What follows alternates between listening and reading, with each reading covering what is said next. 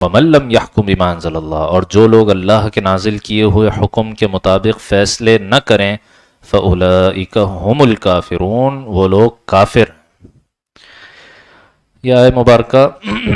چونکہ اپنے ظاہر میں اس سے یہ بات سمجھ آ رہی ہے کہ جو اللہ کے فیصلے کے مطابق، اللہ کے حکم کے مطابق فیصلہ نہیں کرے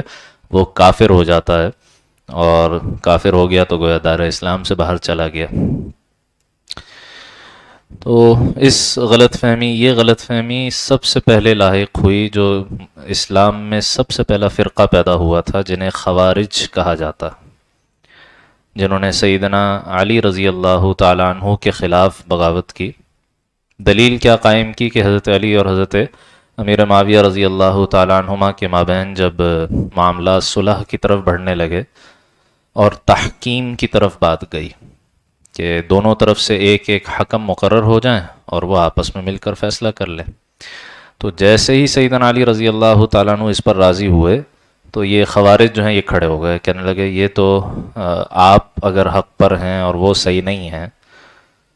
تو اہل سنت کا بھی یہی موقف ہے کہ حضرت علی رضی اللہ تعالیٰ عنہ اجتہاداً اس معاملے میں حق پر تھے، حضرت امیر معاویہ رضی اللہ تعالیٰ عنہ سے اجتہاداً خطا ہوئی، لیکن یہ حق اور باطل والا مسئلہ نہیں تھا۔ خوارج نے اس کو حق اور باطل، اسلام اور کفر کا مسئلہ بنا دیا۔ تو وہ باطل پر ہیں، آپ حق پر ہیں، تو آپ نے جیسے ہی تحکیم قبول کی تو گویا آپ نے باطل کے ساتھ کمپرومائز کر لیا، گویا کہ آپ نے حکم بما انزل اللہ کا کے خلاف کا ارتکاب کیا، اللہ کے نازل کردہ کے خلاف آپ نے حکم کیا، اور اس آیت کی روح سے آپ کافر ہو گئے معاذ اللہ۔ سیدنا علی رضی اللہ تعالیٰ عنہ کی تکفیر کی خوارج نے، پھر ان کے خلاف باقاعدہ جنگ ہوئی اور ان کو ختم کیا گیا، اور بعد میں انہی میں سے ایک شخص تھا جس نے حضرت علی رضی اللہ تعالیٰ عنہ کو پھر شہید بھی کیا۔ تو یہی غلط فہمی ان کو لاحق ہوئی تھی، یہی غلط فہمی ہر دور میں بہت سے لوگوں کو لاحق ہوتی ہے کہ جناب مسلمانوں کی ریاست ہے اور وہاں اللہ کے احکامات صحیح طرح نافذ نہیں ہو رہے، تو اس کا مطلب یہ ہو گیا کہ جو اللہ کا حکم نافذ نہ کرنے والی ریاست ہے وہ یا تو کافروں کی ریاست ہے، یعنی افراد کی تکفیر کر دی گئی، یا یہ کہا گیا کہ یہ پورا سٹرکچر جو ہے یا پورا نظام جو ہے یہ کافرانہ، جبکہ اس کے بالمقابل سیدنا عبداللہ ابن عباس رضی اللہ تعالیٰ عنہما اس آیت کے بارے میں کیا فرما رہے ہیں؟ ان کا قول صراحتاً منقول ہے، اِنَّهُ لَيْسَ بِالْكُفْرِ الَّذِي تَذْهَبُونَ إِلَيْهِ۔ انہی کو حضرت علی رضی اللہ تعالیٰ عنہ نے مقرر کیا تھا خوارج سے جا کر مکالمہ کرنے کے لیے کہ ان کو سمجھاؤ، تو انہوں نے جا کر کہا کہ یہ وہ کفر نہیں ہے جس کی طرف تم چلے گئے ہو، جو دائرہ اسلام سے آدمی کو باہر کر دیتا، ینقل عن الملہ، جو ملت سے نکال دیتا ہے، بل ہوا کفر دون کفر، بلکہ یہ ایسا کفر ہے جو اس بڑے کفر سے ہلکا ہے، اس بڑے کفر سے کمتر ہے۔ یہاں کفر سے مراد نافرمانی، فسق و فجور ہے۔ آگے اگلی آیات میں یہی الفاظ آ رہے ہیں کہ جو لوگ اللہ کے نازل کردہ کے مطابق فیصلے نہیں کرتے وہ ظالم ہیں، وہ فاسق ہیں۔ تو اگر تم مسلمانوں کی بات ہوگی تو تمام مسلمانوں کا اتفاق ہے کہ گناہ کبیرہ کا مرتکب کافر نہیں ہو جاتا، اور یہ گناہ کبیرہ ہے، شریعت کا حکم نافذ نہ کرنا، اس میں کیا شک ہے؟ یہ گناہ کبیرہ ہے، تو گناہ کبیرہ کا مرتکب کافر نہیں ہو جاتا،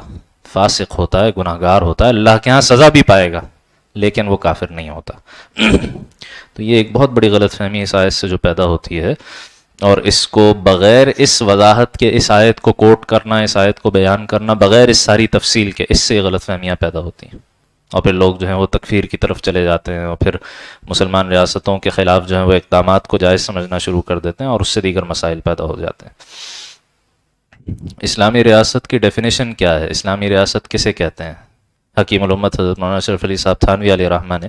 علامہ سرخسی علیہ رحمہ جو فقہائے حناف میں سے ایک بڑا نام ہے، ان کے حوالے سے لکھا ہے کہ اسلامی ریاست کی ڈیفینیشن یہ ہے، تعریف یہ ہے کہ وہ ریاست جہاں ایک مسلمان حاکم ہو، مسلمان حاکم ہو، اس بات کا اختیار رکھتا ہو کہ چاہے تو شریعت کو نافذ کرے،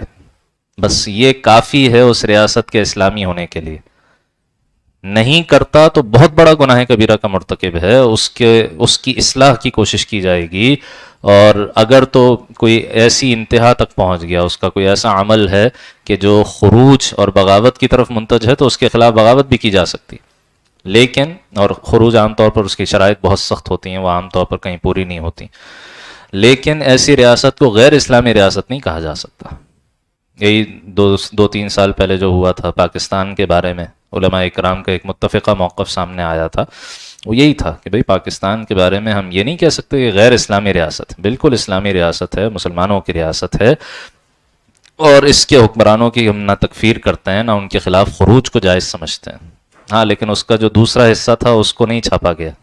جس میں حکمرانوں کو نصیحت کی گئی تھی کہ تم بھی تو شریعت کے احکامات کو اپنی روح کے مطابق نافذ کرو، یہاں ختم کرو سود کو، ختم کرو اور دیگر ناجائز معاملات کو۔ تو یہ پوری بات سامنے ہو تو یہ اس آیت کا صحیح مفہوم واضح ہوتا ہے۔